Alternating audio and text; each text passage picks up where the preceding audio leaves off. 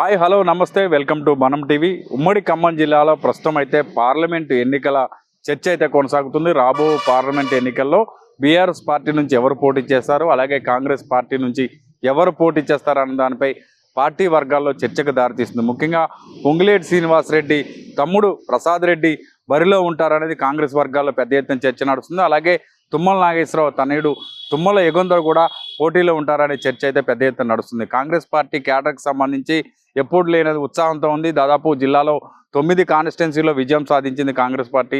ఈ నేపథ్యంలో ఎవరు వచ్చినా కూడా ఆ ఎంపీ అభ్యర్థిగా ఎవరున్నా కూడా నల్లేరుపై నడకేగా వాళ్ళ విజయం ఉంటుందంటూ కాంగ్రెస్ పార్టీలో శ్రేణులు అయితే చర్చించుకుంటున్నాయి. ఈ నేపథ్యంలో 9 కాన్స్టిట్యున్సీలో ప్రభావం చూపినటువంటి పొంగులేటి శ్రీనివాసరెడ్డి తన తమ్ముడు ప్రసాద్ రెడ్డిని బరిలోకి దించుతారు అన్నది ఆయన వర్గం సంబంధించిన వాళ్ళంతా కూడా చర్చించుకుంటున్నారు. అయితే పాలేరు కాన్స్టిట్యున్సీకి సంబంధించి పొంగులేటి శ్రీనివాసరెడ్డి రాష్ట్ర వ్యాప్తంగా పర్యటనలు చేస్తూ కాంగ్రెస్ పార్టీ కోసం పనిచేస్తున్న తరంలో ప్రసాద్ రెడ్డి నియోజకవర్గంతా కూడా తిరిగారు.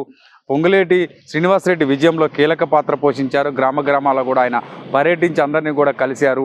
ఈ నేపథ్యంలో కాంగ్రెస్ పార్టీ కూడా ఆయన చేసినటువంటి కాంగ్రెస్ పార్టీ విజయం కోసం ఆయన చేసిన కృషిని గుర్తిస్తుంది. అలాగే పొంగులేటి శ్రీనివాసరెడ్డికి ఉన్నటువంటి మానియా ప్రకారం జిల్లాలో పట్టున్నటువంటి నేతగా పొంగులేటికి పేరుంది. అలాగే తుమ్మల నాగేశ్వరరావు కూడా సహకారం ఉన్న నేపథ్యంలో మరోవైపు మల్లు బట్టి విక్రమార్క కూడా సహకరిస్తున్న తరుణంలో పొంగులేటి ప్రసాద్ రెడ్డికి టికెట్ కన్ఫామ్ అయినట్టుగా చర్చ అయితే నడుస్తుంది. అయితే మరోవైపు మాజీ కేంద్ర మంత్రిగా ఉన్న రేణుకా చౌదరి కూడా మరోసారి పార్లమెంటు బరిలో ఉండే అవకాశం ఉంటుంది. అసెంబ్లీ ఎన్నికల నేపథ్యంలో కాంగ్రెస్ పార్టీలో ఉన్నా కూడా తను సైలెంట్గా ఉంది.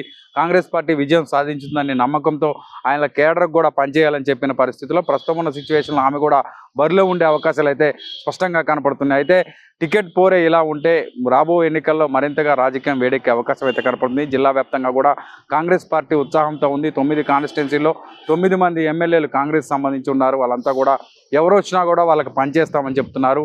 అలాగే పొంగులేటి శ్రీనివాసరెడ్డి తమ్ముడు ప్రసాద్ రెడ్డి గత కొంతకాలంగా యాక్టివ్ పాలిటిక్స్లో తిరుగుతున్నారు. ఆయన గ్రామాల్లో కూడా పర్యటన చేస్తున్నారు. అలాగే వాళ్ళ స్వచ్ఛంద సంస్థ ద్వారా కూడా అనేక కార్యక్రమాలు చేస్తున్నారు. అన్నితం కూడా ప్రజలకు దగ్గరగా ఉంటున్నారు. ఆయన ఈసారి పార్లమెంటు బరిలో ఉంటారు అంటూ కూడా చర్చ అయితే నడుతుంది. అయితే గతంలో బీఆర్ఎస్ పార్టీలో ఉన్నప్పుడు పొంగులేటి శ్రీనివాసరెడ్డి ఎంపీగా ఉన్న తరుణంలో ప్రసాద్ రెడ్డి కూడా ఎమ్మెల్సీ టికెట్ కోసం ట్రై చేశారు. ఆ తర్వాత రాజ్యసభ మెంబర్ కోసం కూడా ట్రై చేశారు. అయితే గత కొంతకాలంగా ఆయన పొంగులేటి శ్రీనివాసరెడ్డి బీఆర్ఎస్ నుంచి బయటికి రావడం, కాంగ్రెస్ పార్టీలో చేరడం, తదుపరి రాజకీయాల నేపథ్యంలో కాంగ్రెస్లో యాక్టివ్గా ప్రసాద్ రెడ్డి కూడా పనిచేశాడు. ముఖ్యంగా ఖమ్మంలో జరిగినటువంటి భారీ బహిరంగ సభ నేపథ్యంలో కూడా ప్రసాద్ రెడ్డి అన్ని ఏర్పాట్లు చేసిన పరిస్థితి. ఈ నేపథ్యంలో జిల్లా వ్యాప్తంగా తనకంటూ ఒక గుర్తింపు తెచ్చుకున్నాడు ప్రసాద్ రెడ్డి. ఈ నేపథ్యంలో ఆయన వైపు కూడా ఎక్కువగా కాంగ్రెస్ కేడర్ అంతా కూడా ఆలోచన చేస్తున్న పరిస్థితి. అలాగే తుమ్మల నాగేశ్వరరావు తనయుడు యుగంధర్ కూడా మరోవైపు బరిలో ఉంటారంటూ తుమ్మల వర్గం సంబంధించినటువంటి నాయకులు కూడా చర్చించుకుంటున్నారు. జిల్లా వ్యాప్తంగా కూడా ఇదే విధమైన చర్చ అయితే కొనసాగుతుంది. మరోవైపు బీఆర్ఎస్ పార్టీ నుంచి ఎవరు అభ్యర్థి ఉంటారనేది కూడా కొంత చర్చకు దారితీస్తుంది.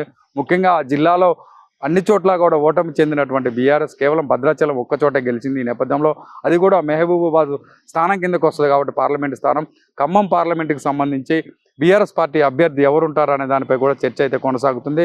గత కొన్ని రోజులుగా సైలెంట్గా ఉన్నటువంటి బీఆర్ఎస్ పార్టీ క్యాడరు అలాగే నాయకులు కూడా పార్లమెంటు ఎన్నికల నాటికి యాక్టివ్ కావాలని యోచిస్తున్నారు. ఈ తరుణంలో ఇప్పటికే అధిష్టానం నుంచి కూడా సంకేతాలు వచ్చినట్టుగా కొందరికి తెలుస్తుంది.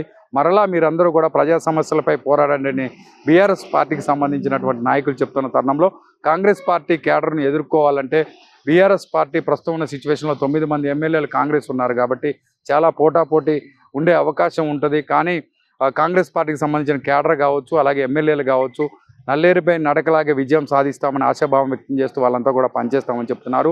స్థానిక సంస్థలు కావచ్చు, అలాగే రాబో ఎన్నికలు ఏదైనా కూడా కాంగ్రెస్ పార్టీ గెలిపే లక్ష్యంగా ముందుకు వెళ్తామని జిల్లా క్యాడర్ కూడా యోచిస్తుంది. ఈ నేపథ్యంలో జిల్లాలో ప్రస్తుతం రాబో పార్లమెంట్ ఎన్నికల చర్చ అయితే వాడివేడిగా నడుస్తుంది. రాబో కార్పొరేషన్ చైర్మన్లు కావచ్చు, అలాగే లోకల్గా బాడీస్ ఉన్నటువంటి చైర్మన్ పదవులు కావచ్చు అన్నీ ప్రభుత్వం రద్దు చేసిన నేపథ్యంలో తెలంగాణ ప్రభుత్వంలో కాంగ్రెస్ పార్టీ వచ్చిన తర్వాత మరిన్ని రాజకీయ మార్పులు చోటు చేసుకునే అవకాశం అయితే జిల్లాలో కూడా కనపడుతున్నాయి. ఇది ఇక్కడ పరిస్థితి. ఏమైనా పార్శ్వత కిరణ్ ఖమ్మం.